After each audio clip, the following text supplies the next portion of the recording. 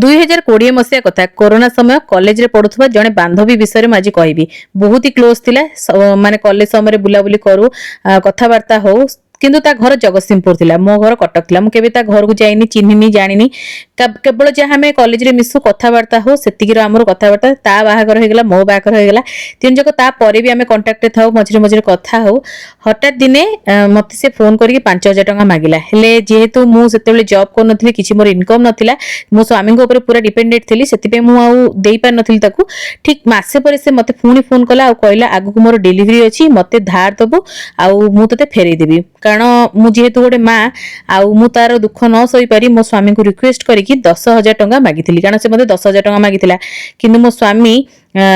मना करथिले 10,000 टका में कहले नियो 5,000 टका दे दियो तो मु ताको 5,000 टका देथिली आउ तापरे मु जानि पारली सांगो काहाको कुआ जे आउ तापरे से सांगो मो सहित कोन कला सेटा मु नेक्स्ट वीडियो रे जणीबी।